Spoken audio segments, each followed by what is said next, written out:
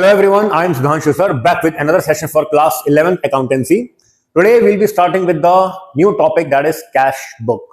Cash book को हम start करेंगे आज, तो इसमें बहुत सारी बातें आपको कैश बुक के पॉइंट ऑफ व्यू से नजर आएंगी। एक अच्छा टॉपिक है, एक आसान टॉपिक है, पर प्रोवाइडेड आपको उसके सारे के सारे जो कॉन्सेप्ट्स हैं वो क्लियर हो, जो रूल एप्लीकेबल है वो क्लियर हो।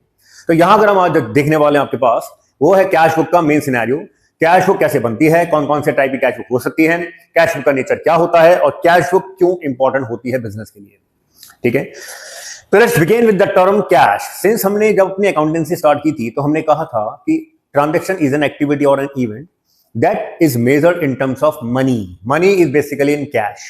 ओके, तो यहां अगर हम कैश की बात कर रहे हैं तो it becomes very necessary for an owner to understand the utility of cash. अब कैश के हम कहते हैं दो ही प्रोसेस होते हैं, एक रिसीट्स और एक पेमेंट। कहां से कैश आया और कहां कैश यूटिलाइज हुआ, दैट इज रियली इंपॉर्टेंट, क्योंकि जब तक हमें यह पता नहीं चलेगा कि कैश कहां से आ रहा है और कहां यूटिलाइज हो रहा है, हम अपने बिजनेस को एक प्रॉपर ग्रोथ, एक प्रॉपर परफॉर्मेंस नहीं दे पाएंगे। अगर प्रॉफिट हायर रखना है तो हमें कैश का मैनेजमेंट बहुत अच्छा रखना होगा। हायर एजुकेशन के अंदर जब आप आते हैं, प्रेफरेबली जब CA, CS, CMA, MBA student करते हैं, तो वहां पे आपके पास एक नया सब्जेक्ट आता है फाइनेंशियल मैनेजमेंट का। फाइनेंशियल मैनेजमेंट के अंदर आपके पास टॉपिक आता है वर्किंग कैपिटल मैनेजमेंट का। उस वर्किंग कैपिटल के अंदर हम अपने करंट एसेट्स यानी कैश की यूटिलिटी को बहुत ध्यान से देखते हैं। ठीक है, नो डाउट कैश के साथ और भी बहुत सारे करंट एसेट्स होते हैं जिनकी इंपॉर्टेंस वहां पर बताई जाती है। पर यहां अगर मैं बात कर रहा हूं कैश बुक की, जो आज हम स्टार्ट करने वाले हैं, तो कैश बुक के अंदर आपकी सबसे ज्यादा जरूरी क्या है कि कैश बुक भी जर्नल की तरह एक ओरिजिनल बुक ऑफ रिकॉर्ड है। Original book of records. It means it is concerned with recording of cash transactions in terms of receipts and payments. Right तो अगर हम यहां पे कैश बुक की बात कर रहे हैं तो कैश बुक भी जर्नल की तरह आपकी एक ओरिजिनल बुक ऑफ रिकॉर्ड होती है। बट इसमें बस एक ही लिमिटेशन है कि कैश बुक के अंदर आप सिर्फ और सिर्फ कैश बेस्ड ट्रांजैक्शन ही रिकॉर्ड कर सकते हैं। अगर कोई क्रेडिट या अप्रूवल बेस्ड ट्रांजैक्शन आ गई तो वो कैश बुक का आधार या कैश बुक के अंदर रिकॉर्ड नहीं होगी। ठीक है, तो यहां अगर मैंने आपसे दो टर्म डिस्कस किए हैं, थर्ड टर्म की बात करता हूं तो कैश बुक का जो नेचर है, nature of cash book is real. It means rule जो फॉलो होगा, रूल एप्लीकेबल अगर हम बात करें, applicable rule will be debit what comes in, credit what goes out. Right, ये रूल मैं आपसे पहले भी डिस्कस कर चुका हूं, इनकी भी हमने अपने प्रीवियस सेशंस के अंदर क्लासेस ली थी, हमने बहुत डिटेल के अंदर इन रूल्स को देखा था। तो अब यहां पे अगर मैं आपसे बात कर रहा हूं रूल एप्लीकेबल की, तो यहां जो रूल फॉलो होगा कैश बुक का, that will be debit what comes in, credit what goes out का रूल फॉलो होगा। इसको बहुत ध्यान से समझने की जरूरत है आपको। ओके, तो यहां अगर मैंने आपसे बोला कि व्हाट के रिप्लेस करके अगर मैं यहां पे कैश लगा दूं, तो इसका मतलब डेबिट कर दो cash that comes in the business, credit कर दो cash that goes out of the business. तो वही बात मैं कह रहा हूं आपसे घुमा फिरा के, जो रिसीट्स और पेमेंट के थ्रू हम यहां पे रखेंगे। ठीक है, नाउ अगर हम आगे चलते हैं तो let's say what are the types of cash book. Cash book की हम टाइप्स की बात करें तो हम कहते हैं यहां पे आपके पास बहुत सारे टाइप्स नजर आते हैं कैश बुक के। एक आती है सिंगल कॉलम, यानी जिसमें सिर्फ एक ही कॉलम होता है पेमेंट का और रिसीट का। Right, single column means cash column. अगर बिजनेस के अंदर कैश से डील नहीं किया जाता या सारा के सारा ट्रांजेक्शन बैंक के थ्रू ही डील किया जाता है, तो हम अपने सिंगल कॉलम कैश बुक को बैंक के रेफरेंस से भी बना सकते हैं। तो इसका मतलब चाहे आप कैश कॉलम की बात करो चाहे बैंक कॉलम की बात करो, रहेगा एक ही column, single column cash book. फिर हम बात करते हैं अपने डबल कॉलम कैश बुक की। डबल कॉलम कैश बुक के अंदर कई सारे वेरिएंट्स हम देख सकते हैं। कौन कौन से वेरिएंट्स? पहला, डबल कॉलम के अंदर एक दो कॉलम आपके कैश और बैंक के हो सकते हैं, या फिर दो कॉलम कैश प्लस डिस्काउंट के हो सकते हैं। ठीक है, या फिर आपके पास बैंक प्लस डिस्काउंट हो सकता है। यानी ये कॉलम्स आपको ध्यान रखने बेहद जरूरी है। तो डबल कॉलम कैश बुक के अंदर हमारा मेन मोटो क्या कहता है, वो ये कहता है कि आपके पास डबल कॉलम के अंदर प्रेफरेबली जब स्टूडेंट को सिखाया जाता है, जो सीबीएसई ने भी इंपार्ट किया हुआ है, that is only cash and bank column. पहले क्या होता था स्टूडेंट्स, आपके डबल कॉलम कैश बुक में कैश एंड बैंक कॉलम भी आया करते थे, तो बैंक कैश और डिस्काउंट कॉलम भी आया करते थे, और बैंक और डिस्काउंट कॉलम भी आया करते थे। क्वेश्चन की बहुत सारी पॉसिबिलिटीज बन जाया करती थी। अब हम उन सबको लिमिट करके क्या कर दिया, दो, सिर्फ डबल कॉलम के अंदर कैश और बैंक कॉलम ही लिमिट कर दिया है। ओके, नाउ अगर हम नेक्स्ट फॉर्म पर आते हैं तो हमारे पास आता है triple column cash book. Triple column के अंदर नो डाउट आपके पास cash column plus bank column plus discount column आता है। ठीक है, इसका मतलब एक बात तो क्लियर है कि अगर आपको कैश बुक में तीनों कॉलम बनाने हैं तो वो भी आप बना सकते हो, but still again I will say, अगर सीबीएसई की बात करूं तो again this is out of the syllabus now, but इसको बनाने में कोई हर्ज नहीं है। इसमें आपको थोड़ा सा चैलेंज इसलिए आता है कि डिस्काउंट अलाउड, डिस्काउंट रिसीव्ड की ट्रांजेक्शन भी इसमें एड ऑन हो जाती हैं जब आप डिस्काउंट कॉलम को भी बनाते हो कैश बुक में। तो तीन हमने आपके फॉर्म्स देखे हैं, टाइप्स देखे हैं कैश बुक के, एक सिंगल कॉलम, एक डबल कॉलम और एक ट्रिपल कॉलम। और लास्ट जो column, sorry last cash book का जो वेरिएंट आता है वो है पैटी कैश बुक, यानी ऐसी cash book that is based on impressed system. Impressed का मतलब समझते हो? इम्प्रेस्ड का मतलब होता है एक कलेक्टिव, एक लमसम अमाउंट, एक ऐसा अमाउंट जो आपके वो पर्सन अपने अपर बॉडी से डिराइव कर रहा है, जिससे वो अपने सारे छोटे छोटे खर्चे कर सके। पैटी मतलब वेरी स्मॉल और इनसिग्निफिकेंट अमाउंट ऑफ एक्सपेंसेस। तो अगर आप सोचो, एग्जांपल के तौर पर मैं दूं, एक ठेकेदार है, उसने लेबर को अपॉइंट किया है, एक घर के अंदर कंस्ट्रक्शन चल रहा है, बहुत सारी लेबर आ गई है, 50-60 लेबर वर्क कर रही है वहां पे।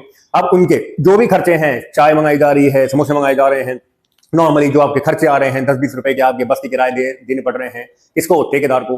तो ये सब खर्चे के लिए वो अमाउंट किससे डिराइव करेगा? अपने कंस्ट्रक्शन ओनर से, जो वो अपना घर बनवा रहे हैं। ठीक है, तो अगर ओनर अपना घर बनवा रहा है तो वो कंस्ट्रक्टर को या कॉन्ट्रैक्टर को क्या करेगा? एक लमसम अमाउंट देगा, जिसको हम इंप्रेस्ड अमाउंट बोलते हैं। और वो कॉन्ट्रैक्टर और कंस्ट्रक्टर क्या करेगा? अपनी एक कैश बुक बनाएगा, जिसको नाम देगा पैटी कैश बुक, जिसके अंदर छोटे छोटे खर्चे रिकॉर्ड करके पूरा ब्यौरा अपने ओनर को प्रोवाइड करेगा कि सर इतना इतना खर्चा हो गया, जो अमाउंट आपने मुझे दिया था। तो as and when the construction will be carried out, ये खर्चे आपके लगातार होते जाते हैं। बट अब देखें प्रैक्टिकल वर्ल्ड, तो अब हमारा जो नॉर्मल एक्सपेंस है वो सारी लेबर को हटा के with machines, with capital goods ज्यादा होता है। ठीक है, तो ये तो खैर आउट ऑफ सब्जेक्ट की बात हो रही है। Now come back to the topic.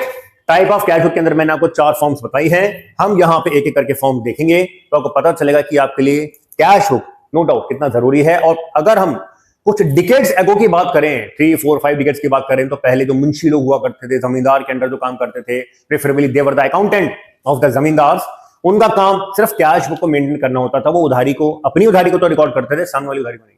मतलब अगर हमने अनार उधार पे ले लिया किसान से, तो वो हम रिकॉर्ड नहीं करते थे, जबकि अगर किसी किसान ने लोन ले लिया तो हम उसकी उधारी हमेशा रिकॉर्ड करते थे, ताकि हम मनमाना टैरिफ, मनमाना इंटरेस्ट उससे चार्ज कर सके। तो जो मुंशी लोग हुआ करते थे वो पहले कैश बुक मेंटेन करते थे, बट अब उसको हमने और डिटेल में double entry book keeping system बनाया, हमने अपने अकाउंटेंसी को एक्सपेंड किया। अब हम अपनी कैश बुक को एक ओरिजिनल बुक ऑफ रिकॉर्ड्स के रूप में जानते हैं, जिसके अंदर आप आसानी से कैश बेस्ड ट्रांजैक्शंस रिकॉर्ड कर सकते हो। तो ये तो रहा मेरा introduction for this. Now with the practical question that we are going to illustrate you, उसके थ्रू बताएंगे कि आप कैश बुक के अंदर एंट्रीज कैसे डाल सकते हो। तो चलो बनाते हैं आपके साथ एक क्वेश्चन और स्टार्ट करते हैं अपना single column cash book. Start करने से पहले let me just let you know the format आपको पहले क्लियर करता हूं मैं, फॉर्मूला नहीं। तो फॉर्मेट के थ्रू आपको बताऊंगा कि कैसे कैसे आपको अपना पूरा कैश बुक का फॉर्मेट याद रखना है। और ध्यान रखिएगा, भूलना नहीं है कि जब भी आप अपने फॉर्मेट्स बनाएं, always use pencil and scale. Pen से मत बनाइएगा, कोई हेस्ट नहीं, कोई जल्दीबाजी नहीं है। Accountancy is basically matter of great interest, तसल्ली से करने का काम है। अगर आप स्टूडेंट हैं और आपको मार्क्स अच्छे चाहिए तो no doubt you just need to be a very patience boy. आपको पेशेंस रखना होगा, एक प्यारे से बच्चे की तरह अपनी लाइनें खींच के सीधी सीधी बनानी है और उसके साथ आपको अपना क्वेश्चन परफॉर्म करना है। ठीक है, तो चलो आते हैं अपने फॉर्मेट में।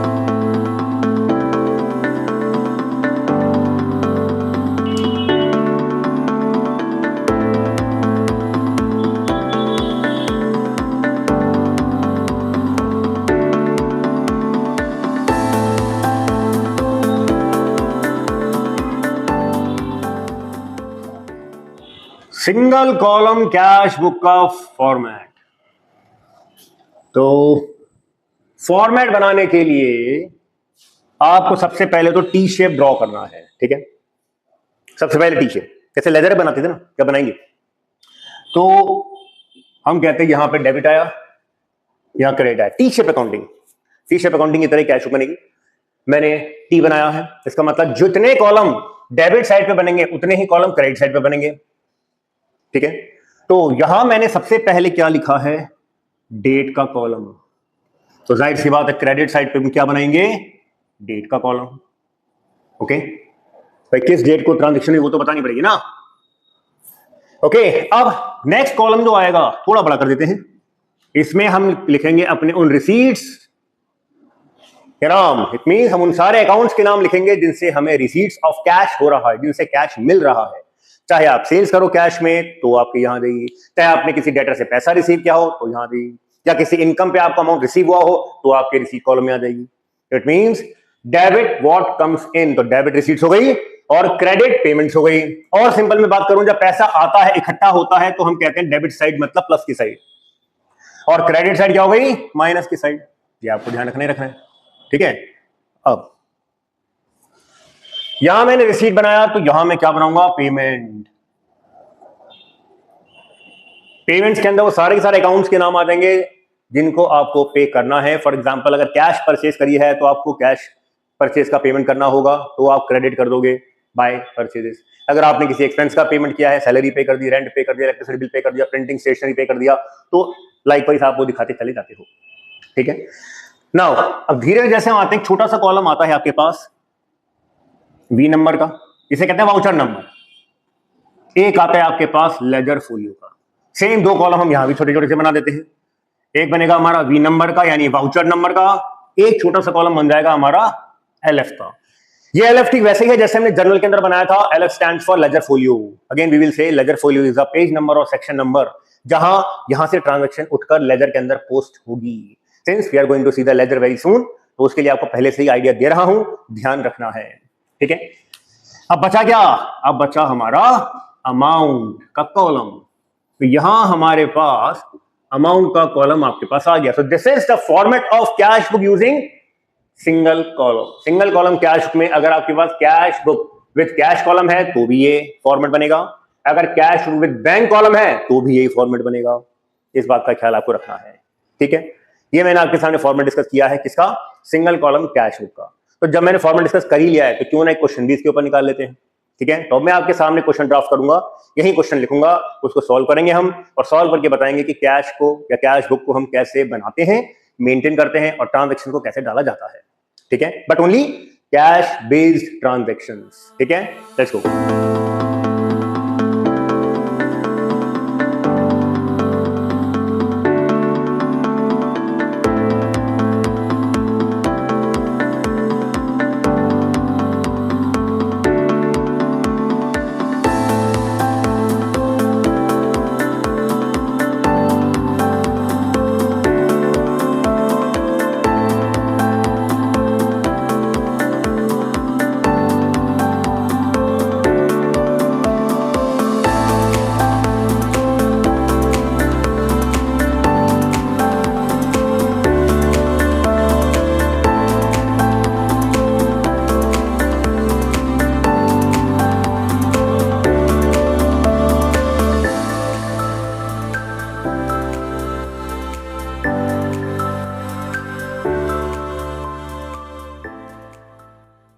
ओके, तो हमने अपना एक क्वेश्चन ड्राफ्ट किया आपके सामने। अभी करना क्या है इसके अंदर, प्रिपेयर सिंगल कॉलम, ओरे रे रे रे कॉलम की स्पेलिंग गलत हुई हमारी, sorry. Prepare single column cash book using following transaction. 2026 का आपने ईयर लिया है, जून का महीना लिया है। गीतिका एक पर्सन है, उन्होंने अपना बिजनेस स्टार्ट किया है विद कैश ₹3 लाख। ओके, तो बिजनेस स्टार्ट किया है कैश में, एक ट्रांजैक्शन तो हमें ये देखनी है क्योंकि कैश में हुई है। जून 3 के अंदर she open bank account, bank account open करते हैं, उसमें 2 लाख रुपए डिपॉजिट करा देते हैं। सिंस ये भी कैश के अंदर डील हो रही है तो इसमें भी कैश बुक के अंदर एंट्री होगी। इंपॉर्टेंट क्या है इसमें, पहले मैं आपको एंट्री सारी बता रहा हूं ताकि हम जब कैश बुक बनाएंगे तो आपके लिए एंट्री डालना आसान हो जाएगा। जून 8, goods purchase ₹60,000 in cash and 90,000 from Akshita on credit. अब देखो यहां पे जो गुड्स खरीदे गए हैं, 2 तरीके से खरीदे गए हैं, इन कैश और ऑन क्रेडिट, दोनों परचेज आ रही है, कैश परचेज और क्रेडिट परचेज। पर अगेन वही बात, आपको कैश बुक के अंदर सिर्फ कैश परचेज ही नोट करनी है, क्रेडिट परचेज नहीं। ठीक है, ये सारी परचेज या तो आप परचेज बुक में रिकॉर्ड करोगे, और अगर परचेज बुक नहीं बनाते हो तो जर्नल प्रॉपर बना लोगे, एज सिंपल एज दैट। ठीक है, वो भी आपको आगे बताएंगे जब सब्सिडरी बुक का चैप्टर आएगा। अब यहां आपके पास अगर हम आगे चलते हैं तो सोल्ड गुड, जून 15 को गुड्स बेचे जा रहे हैं 80,000 in cash and 1,10,000 to Chhavi on credit. तो छवि को आपने क्रेडिट में बेचा तो ये भी क्रेडिट सेल्स है, इसका भी कोई रोल आपके कैश बुक में नहीं होगा, सिर्फ कैश में जो गुड्स बेचे हैं उन्हीं का ही रोल होगा। ठीक है, ये ध्यान रखना। अब यहां हम कहते हैं जून 18 purchase machinery ₹50,000 in cash, paid salary, ये सारे कैश में डील हो रही है चीजें। तो हमें क्या करना है, परचेज मशीन में 50,000 in cash, paid salary ₹20,000, rent 15,000 in cash and received 30,000 from Bhavya. तो इसका मतलब जो भी अमाउंट आपका कैश में आ रहा है जा रहा है वो आपको रिकॉर्ड करना है, और उसके लिए क्या बनाने जा रहे हैं, सिंगल कॉलम कैश बुक। ठीक है, तो चलिए फॉर्मेट आपके सामने बनाते हैं और सारी एंट्रीज को उसका पार्ट बनाते हैं।